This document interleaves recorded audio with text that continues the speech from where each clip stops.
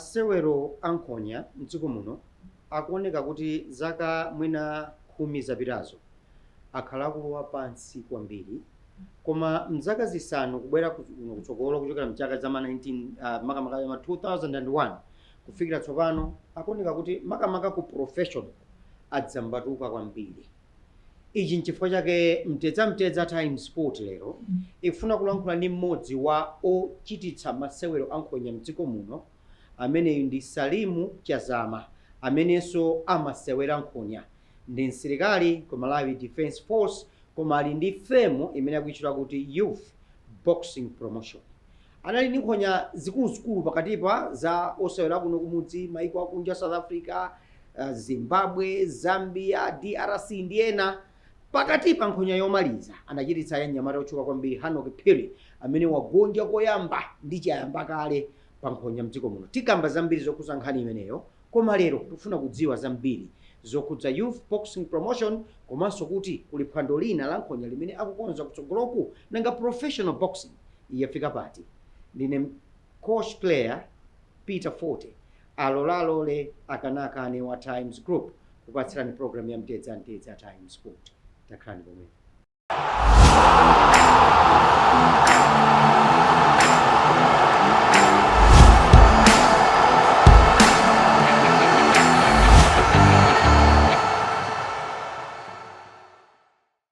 Salimu, ndikulandire ku program we. Ndathokoza kuti kuno mwenda ndilatu wakula Forte. Kaya ku barracks we bwana. Ku barracks yetu Zonse zili bwino. Ndithu chichizunda. Kodi palingi ukutizabe kapena wangosiratu basi? Ndikuona Mike Tyson, ndikaona malegend akalekale ndimona kuti boxing sasiya. Even Floyd Mayweather wasanzika kafolo amuzika bakula palingi ndasenga ndasiya. Koma ndikupanga promote boxing ndipate minda khazika kwambiri kuti ndionese kuti achinyamata apita pasabwe kumasewera nkhonya. Komanso dziko lathu tikupanga marketing tikapasa zochita. So boxing simunasiye yetu ali koma ndikugwira ntchito kembali ine koma wina wake kungo ndigunda basi zomwe zija ndikugwira ndi mapanje. Pakati paona ndifotokozera kuti Forte mafight tu amavuta, mafight ajama kupangisa bongo kusuntha lomwe munthu kuyamba ngati misala pang'ono ndi mafight amafuna kuwabumira. Mesa munatuza zimenezo kuti mafight aja siamasewera. Ndizona koma ndazipumisa ndizona. Munthu ndo wagundidwa ndi mapanje. Wamenyedwa kwambiri. Tamenya kwambiri ndimafoti wekho zizona doctor zikulangiza kuti mphwanga amene afikira pa upenga. So zizona kodi zili ndi kuthekera kuti munthu kutha upenga? Kuthekera kulipa. Ndisemunaone Mwalimu the greatest of all time Muhammad Ali. Simunaone izo zimechitika. Mzoti basi yekhe kama mwini. Mwino mungu njenjimira. Taganizana kuti day zimenyidwa panje mmoto. Pa. Day azongomye chibage yimuzita. Ta muroko ufika. Muntu makhala kupanga shake brain. So masela jenikana kuti makhani ma doctor kutazira yanganira. So doctor mathokona kuti mena ulili pano. So please. So ipo magaya. Even rifari amathokona mpere mene kuendera nkati. Kuti mene lili panova. Ndisabire batsogolo. Youth Boxing Promotion yabwera kudzakhala chifukwa chani mudayambisa bungwe lino? Youth Boxing Promotion inayambisa mchaka cha 2002 khazikika. 2001 2002 nayo ndi kampani yo kuchedwa kazi na Boxing Promotion. Youth Boxing Promotion inabwera kudzakhala nditaona kuti boxing mene kuendera mdziko lino ambiri mwapanga promote boxing anali anthu kuti mwina za boxing sakuziziwa. Pomwe boxing maidziwa andikona ili yose munthu sanga nduzi andi ndaenda maiko akunjoka minyankhonya ndimaona dziwa boxing imene zikhalira. This one not boxing is going down. If inenga timozo so ochitisa masewera osewera boxing ntatenga nawo gawo kuti nanenso ndizipanga promote kuona kuti amina kwenisa boxing sakuziziwa ndeti kamauza takonzana izi boxing mafasi zikhala zote zizite boxer zooneka chonchi izi zizitere zimavuta. This one not nditenge gawo ndipange promote chifukwa nthawi zambiri timakondopanga bremu zinthu kuti sakuthechi uzizifunsa kuti iwe ngati sichikutheka ukupanga pochani nditenge nawo gawo ndipange promote boxing. And Youth Boxing Promotion ilipo ndipo izakhalapo ndipo inabwera kuzakhala mdziko lino ndipo cholinga chake ndikutukula masewera a boxing, kutukula mabusiness anthu, kugulisa dziko lathu. So ndi cholinga cha Youth Boxing Promotion kuti anyamata akhale ndicho chita ndithu kenaka ikanga chepe tizigawana kuti moyo uzipita pasogolo. Wakambapo kuti udaona kuti masewera ankhonya ndi mmene akukonzeredwa ndi mmene akusewereredwa akulowa pansi. Ndichifukwa chake munabweretsa bungwe limene la Youth Boxing Promotion. Yabweretsa zosintha zotani pa ground zimene sizimachitika mbuyo? Zosintha zina zabwera ndi zoti even pano pa boxing amaonera anthu live, komanso anthu ama business akupanga marketing ku boxing zikuyendera. Mutakuona ndimatenga anthu choko Canada, South Africa, Zimbabwe, Tanzania, DRC akubwera muno Malawi. One tikugulisa malonda maiko athu kudziwika mdziko la maiko akunja ano panopa. Even akabwera anthu amene amakagona ku maloji akulu mahotelo, anthu akupanga business zikuyendera.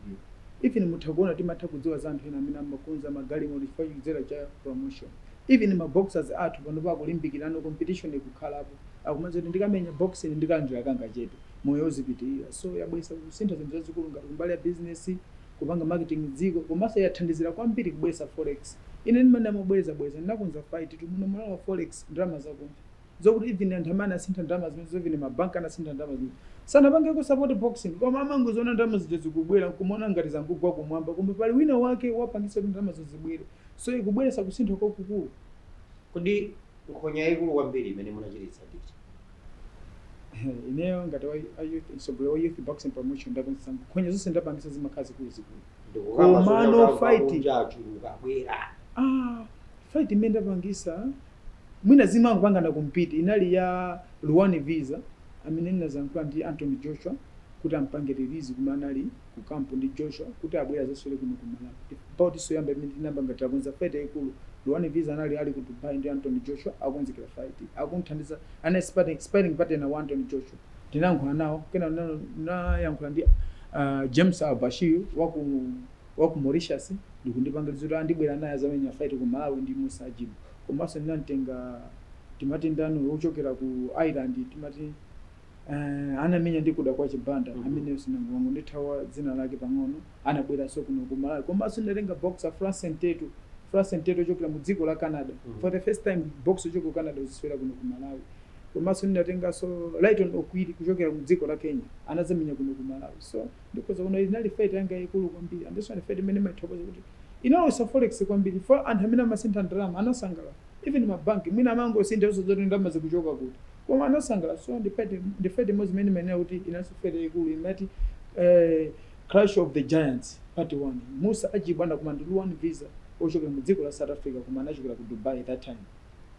Chabwino, Youth Boxing Promotion imagwira ntchito ndi maboxer komanso mwina mapartners osiyanasiyana.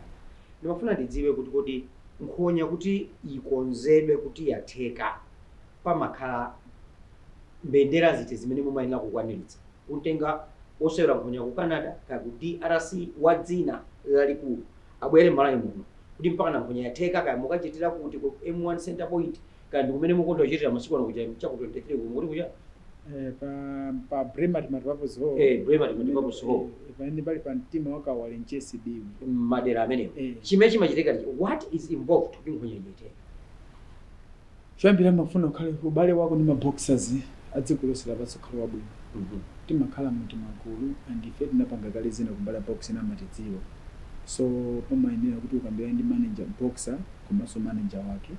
Kaya ali dziko limene alilo umvane nawo mapesi manotu alipire ukamvana nawo andi umalemba contract agreement imene tikalemba agreement imeneyo timamutumizira boxer ndi manager wake amaona contract ije kuti amatha kuti pasima conditions malo ogona ndikagona kuti mauza maendedo anga akhalota no maforo chicho sumatani umaforoza komanso akagwirizana nawo ngoti anthu zinthu zimene zamatunda okay bo ndama mzati pasabwanja ndama zano before 7 days nekhatalipira ku Malawi Professional Boxing Control Board.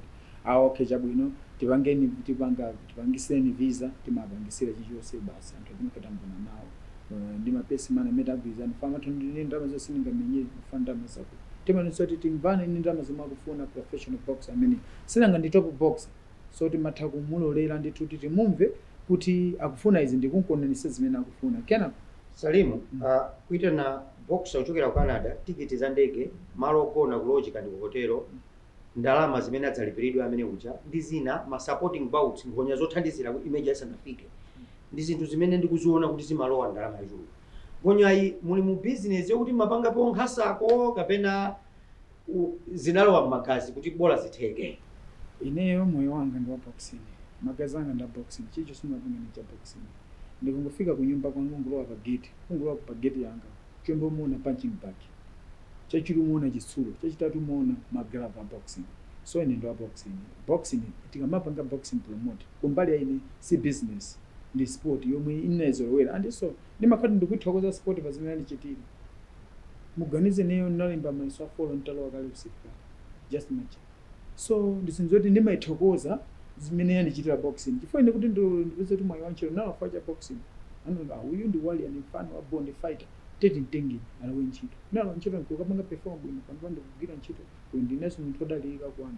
So nimakhala ndikuthokoza zimene ndichitira ndi so kupanga promote boxing si business sindipeza phindu linalilonse mwina ndama zoti mapanga ma get elections even kumene chamene mungaona amakwana ni ndama yolipira boxer mmodzi mwina so sakwana. So ninkhani yoti timangopanga marketing kugulisa dziko lathu kupangisa anthu ma business ayo aziyenda ndikana timapempha ma sponsors koma boxing kulibe business.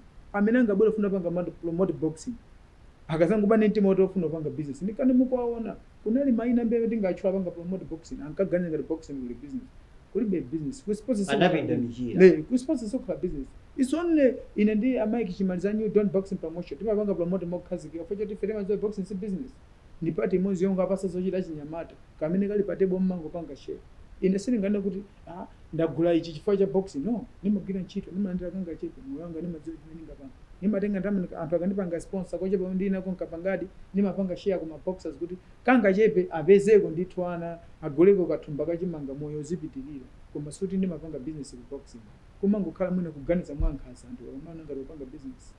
Kodi Kachoka ndikumva kuti wabwera bwino kwambiri. Felisha Kachoka wabwera bwino kwambiri. Ndi wakuti msungwana?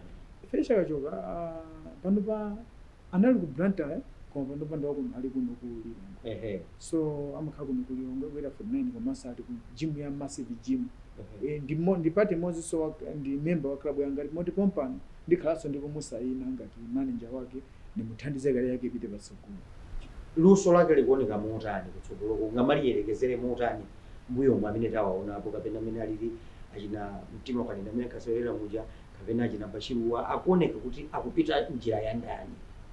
Mene mukaona achina Nisha Bashiru, Ruth Chisali, Agnes Temo kanena Happiness Nkoma ndi mmene sakubwerera iwo komanso ana awawa akubwera ni mphamvu kwambiri for boxing jakuyonera patali. So abwera ni mphamvu akhozesa kukadusa kupita pamene po fani ma boxing noti akamasena nkuzomela kuona akumenya ni mamuna nkazi niso kumadabwa kuti chuchitika ndi chani amene mamuna nkazi so ndi ana noti abwera ku boxing kuno kuzakhala ndapereka moyo wa kuti ifeyo nda boxing ife tavomereze ife nda boxing ndikunena pano ali mu campo ku Massive Gym akukumana ndi ndani amene akuma ndi Felisha Kachoka sungwana amene ngopanga kumene dzina Felisha Kachoka so neso panga kumene dzina futhi neso ndo wabwino and if I boxing promotion tikamati tikubweresa anthu background kuti amenyane timabweresa ma boxing noti pakhale competition yako kumaseranko mokuti nkhonya zonse zothandizira nkhonya ikulu imene ya Anisha ndi nzake Gedede ndionena kuti kula amayi okhaokha asungwana okhaokha atsungwana kula mamuzo yothandiza yake ndi atsungwanaso komanso kuli mafeti na amuna amene akualambulira bwalo nazikaziwa azikaziwa ali ngati magiant oho ndi amuna ina akubweranso kuti adzakhala ankupa mame kwambiri ngati taita naso Ezra Sofriano ni mwana kuti wangochoka soko amacha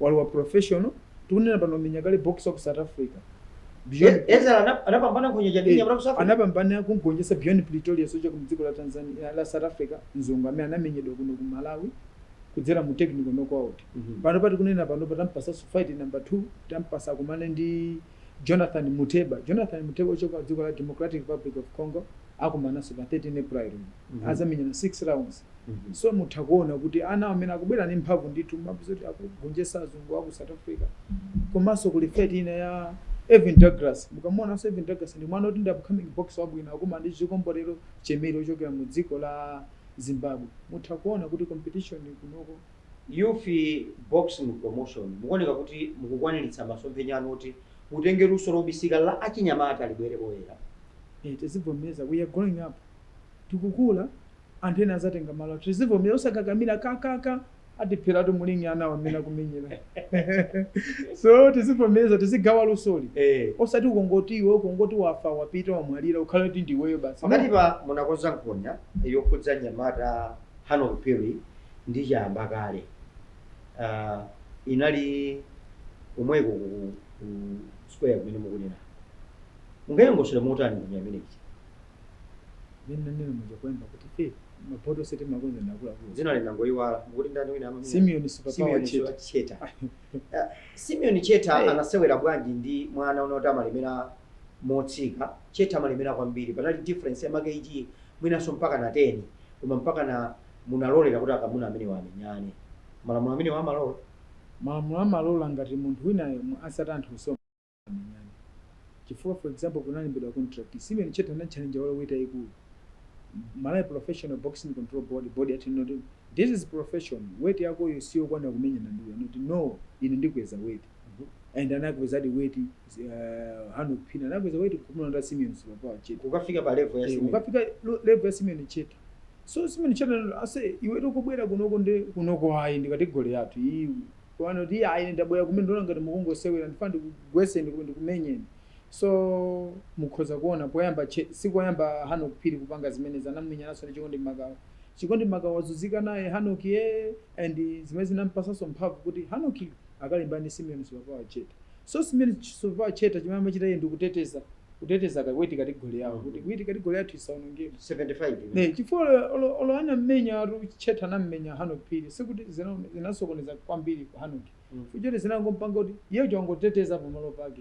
Chifukwa Hanok akadebe champion pakati gole yake. And zimene zimampangisa kuti Hanok akusowa mwayo wa game. Chifukwa choti pakati gole yake anthu amangokomoka. Imatha palingi pa Hanok amamenya munthu kukomoka. Kuti Hanok wakomola anthu angapo? Ndikamulo. Amene amenyedwa ndi Hanok. Ndi mulo ndi mabasi ndi. Imene ndi super lightweight kapena. Imene ndi super lightweight amamenya Hanok. Amamenya Hanok 63.5. Ndipo 63 pa anthu ambiri palibe. Alesa madziwa kuti mkulu uyu even mwina kuti athana namapezeka kunja mamalimbana naye bwinobwino. Komanso kunja kama mopo kuti amene ndi chigawenga. So Hanok anazoona kuti so nakati bulidwa bwanji ndi Cheta. Yeye wati bula anthu pana kumaka komola anzake anapita kuntunda ku 70 yakuti KG wakamenyedwako ngati okuba kumene. That is why timene kuti alisali ndikati gole yake yosewera. Tikamana Hanok Phiri ndi champion. Siti ndi champion kwa category ndi kwali yesi. Ndi champion pa weight yake mama sewera pa category yake. Tikapita soko limba Lion Masamba. Tikamamuona limba Lion Masamba. Ndi champion pa category yake. So izo zimangopita kuti zipasana ulimu pa ma categories ake athu alesi yake. Koma kuti tizidumpha kupita category ndimatha kuno nthawi zino zikho zononga kali. Tatifuna kuchera ndi munya imene inali. Unali usiku wotani. Itayamba horo ya dzaza anthu amati bwanji pa ring ipo zimaoneka motana kamuno akamasinthana zibagera inali mbunya yotani. Inali fight yopya. Inali fight yopya kwambiri. Fight yoti anthu samasapotera. Inali bwa amangoti pena kuzooneka ngati akugwa Cheta. Pena zooneka ngati akugwa ndi Hanok. Inali fight yoti amasinthana zibagera. Ndi fight yoti anthu samasapota. Akuti kunatuluka magazi. Inali fight yopya. Mwazi unatuluka. Inali fight yopya. Cheta amatengedwa kutengedwa zibagira kugasidwa kona yawo ndi Hanok. Kumene konso Cheta ndikuvumbuluka kumene kukangusiya ukona yawo. So inali fight yopya kwambiri. Akuti dotolo wina adafika size dotolo kulankhula kuopa dokotala kuopa. Doctor wathu ndina papa tandipaseni space galimoto yange yonyamulira ovulala apanga komonke apa ndimunyamulira. Inali kuti asakale magesi yalizidwa kale kuti anytime akakwezera galimoto. Ngonya nkamenya galimoto ikutokota kuti akakomoka mmodzi. Yango ngonya galimoto kuchipata. Find fight kuti panabe kuti fight angathese munthu wamba kungono kuti ndathesa. Chifukwa ndi maboxer noti alise kumuthesera fight amalusa. Pakhoza bezoti mbambika chipolo ichi na. Atambwera kwa iwe. Atazoti ayo kuthesa bwanji. Zikhoza kumisa chisokonezo. Ndi fight noti lifalia mafioto tisiye kuti alesane kuti neyo zandikwana. Ine ndizingono mmene akumenyana nantu. Ndi fight noti yonoti apapa sifete ungathese mwachibwana bwana. That's why Dr. Noti fight awavula zanga. Salimu Chazama ngati managing director wa Youth Boxing Promotion ukuoneka kuti passion yako pa masewero ankonya ndiye ikulu kwambiri mali. Ukufuna utafika nayo pati nkhonye zigogodozi masewero zigogodo afike pati malaimo. Boxing yetu kuno ku Malawi ndifere patsogolo kwambiri chimene chimatimanga kwambiri sapite patsogolo ndikoza kungotchula pakamwe ndifana tafika nayo pakuti koma pali zinthu pali ma step you need to make a move kuti step 1 step 2 step 3 uzikwera this ine mbali yanga ndili active kwambiri pangisa promote boxing koma pali zinthu zonse kupankanikisa kuti ndifike patsogolo nchiyani kuti ndifike patsogolo mene ndikufuna ndifikirepo titakhala ndi boxing titakhala ifaite boxing promotion ndi boxing ring titapeza boxing ring malo aja osewelera pomwe titapeza ife kutipeza sponsor kuti mukuti chana youth boxing promotion ife timafuna ndame kwana 10 million tiombole ringi uko ife ringi ibwera and ino muipanga brand zimene mukufuna ndikuti ulendo wangu kuti pamene ndifuna boxing ifike kwayambira ato tipaso malingo lo atatu lo awiri komanso china chimene kuchifuna titakhala ndi maarena special omenyesera masewera ankhonya yoti akhale okhazikika tikumabwereka ground tikamabwereka timalipira ndalama maona mavula amene timakuona zomwe timamusoti boxing ring patakali pano mabwereka kuti ring timabwereka ku Malawi Boxing Association ndalama zingati timalipira ring yokha timabuka 300,000 ring yokha kungoti ndali talipira ring iyo iyi 300,000 okaluka ring iyo kuti ayenyamwe aluke ring iyo ikatheke 300,000 tikuperekese 300,000 ndi omwe oti Malawi Boxing Association amalondesa za ring. Apart from that, ring imene wena ichoke ku Bingu Stadium inyamulidwe fund ring yolembesa simuseza pamutu ndi track imene lole yaikulu imene manyamula kuti inyamule kucharge 480,000 akati chose achose kumneka kati pitiso and akachosa kasiyo so almost 900,000 makhoti ring ija ikutowera kalendera. Is this the reason ukunena kuti sukupanga business yeah palibe phindu koma timangopanga zinthu timazikonda basi timazikonda zinthu.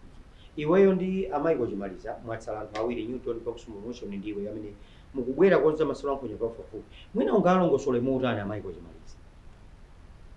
Bwana Mike Chimaliza ni munthu wokonda sport ya boxing. I think ni munthu wozindikira before boxing ndi makonda anthu ozindikira khopa and mukazaona munthu akupanga support boxing muzoti munthu ndi wozindikira chifukwa anthu amaona pafupi koma Mike Chimaliza amaona patali kwambiri and ndikafufuza kwake ine andipanga support in boxing. Crispin Mori atapangidwa support na Mike Chimaliza ndi maboxes ochuluka mete waona lero li apangidwa support na Mike Chimaliza. Ndi osewera atankhonya atatu amene ungaduze kuti sungu dzayiwala pa Malawi pano pa nthawi yako yakumenyana nawo kapena pa nthawi yako imene ukonza masewera kuti awa ndi akamuna atatu ndikambe nthawi yanga yoti ndikumenya pali Crispin Mori ati tamenyana kwambiri Dungulinya tamenyana kwambiri koma nimamvesa timalimbana kumwe futi tinali club imodzi tonse timachokera kwa kholo limodzi deso ati malimbana ndi mathambo madzawanya matammakulana mitima tafufutana kwambiri tafufutana kwambiri wina and mwina amene ndingatchuleko ndi Morias Matamba ochokera mdziko la South Africa ananimenya panchi mulingi ananimenya ngati panopa panchi wanimenya bode panchi koma ndinakagwera uku bwana sinimazo chimene chinandinyamula kundifikisa kumene mphamvu yachibagiro.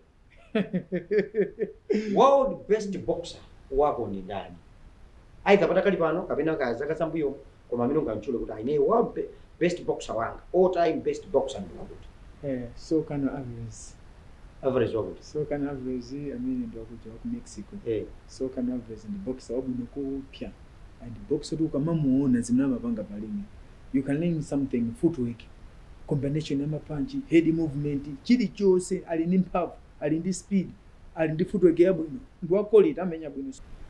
Salimu Chazama kumalizanso program ya Mtetsa Times Sport kuchokera kuno ku TV mumakhala ndine yonkosi maso munswa program iyi coach player Peter Forte wa Times Group nditokoze kwambiri mnyamata chipinda amunzinda kwa Lilongwe amene anagwira ntchito yotamandika kwambiri kuti sound komanso chithunzi chikoza kukhala chooneka bwino mmene zinalili. Bye bye for now, keep watching.